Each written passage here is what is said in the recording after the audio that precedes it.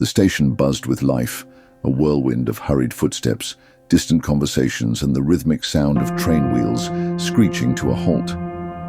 The air was thick with anticipation as travelers rushed to their destinations, some clutching tickets while others dragged heavy luggage behind them. Among the crowd, Ethan stood, a young man of 24, his grip tight on his father Robert's hand. His eyes, wide with awe, darted around like a child stepping into a carnival for the first time. For Ethan, this wasn't just another busy train station.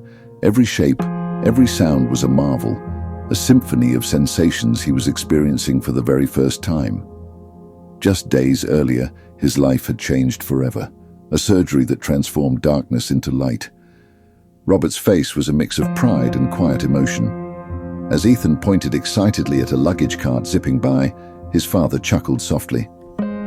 "That's a luggage cart, son," he explained patiently, his voice tinged with love. "There's so much for you to see today." But amid this tender moment, a few strangers cast puzzled glances their way, their expressions questioning the young man's unrestrained excitement. Little did they know, this wasn't an ordinary day.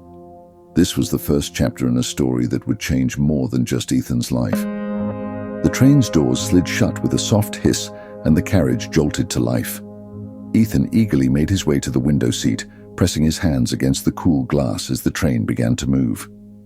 Outside, the world unfolded like a painting. Trees zipped past in streaks of green, and golden fields stretched endlessly into the distance. "Dad, look!" Ethan exclaimed, his voice alive with wonder. "The trees are racing, they're so green." His father smiled, his heart swelling with emotion. "They've always been green, son, you just get to see it now." Across the aisle, a young couple, Anna and Mark, couldn't help but notice. Anna leaned toward Mark, whispering, "He's acting like a little kid." Mark shrugged, his eyes lingering on Ethan. Suddenly, Ethan gasped, pointing at the sky. "Dad, look at the clouds, they're moving with us, are they following us?" His laughter echoed through the carriage, drawing the attention of nearby passengers. Anna tilted her head, her curiosity piqued. She exchanged a glance with Mark, before leaning across the aisle to address Robert. "Excuse me, sir," she said hesitantly. "Is everything all right with your son? Have you, seen a specialist?" The question hung in the air, a mix of pity and confusion in her tone. Robert turned to her, his face calm but his eyes glistening with unspoken emotion. What came next would leave her speechless. Robert's voice was steady, yet there was a weight to his words, as if he carried the burden of a story too profound to explain in passing. "We just came from the hospital," he began, his gaze locking with Anna's. "My son has been blind since birth. Today is the first day he's ever seen the world." The silence that followed was deafening. Anna froze, her cheeks flushing with embarrassment. Mark shifted in his seat, suddenly uncomfortable. Anna stammered, her voice barely a whisper. I'm so sorry, I didn't know." Robert's smile never wavered. "It's okay," he replied gently. "Most people don't take the time to understand. Everyone has their own story." Ethan, oblivious to the exchange, continued to marvel at the scenery outside.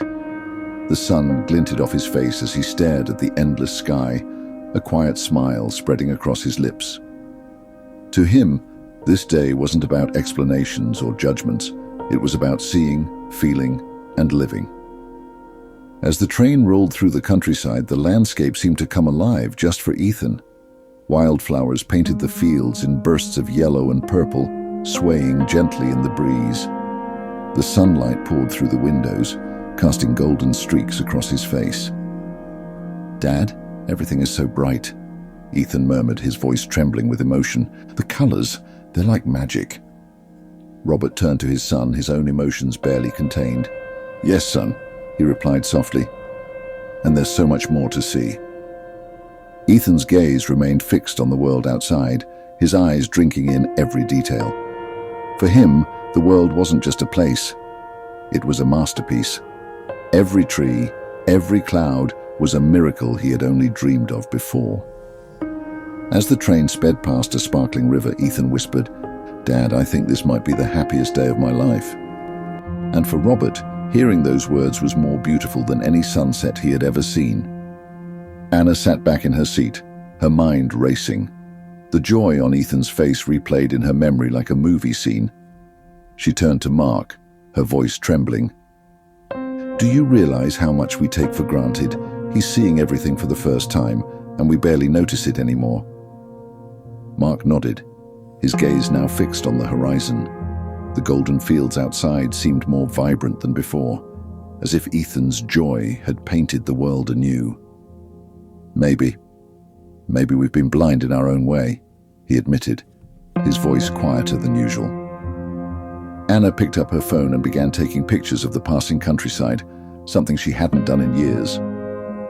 "I don't think I'll ever look at the world the same way again," she said, her tone filled with conviction.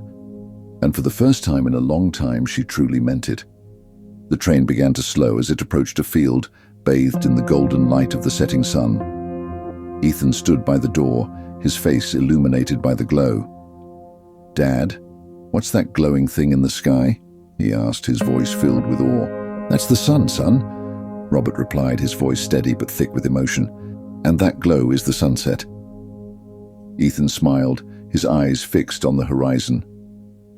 "I think sunsets might be my favorite thing ever." In their seats, Anna and Mark watched the scene unfold, their hearts forever changed. Sometimes, it takes the wonder of another to remind us of the beauty we've forgotten. And as the train came to a halt, they knew this was a moment they would carry with them always. As Ethan and Robert stepped off the train, they disappeared into the bustling crowd. Their journey together was more than a simple ride. It was a testament to hope, love, and the power of a new perspective. Anna and Mark sat in silence, their hands intertwined as the train began to move again. Outside, the world seemed brighter, richer, more alive. For the first time in years, they noticed the way the clouds shifted, the way the trees swayed, the way the colors of the sunset bled into the horizon. Never judge a person without knowing their story. The truth might surprise you, and it might just change you.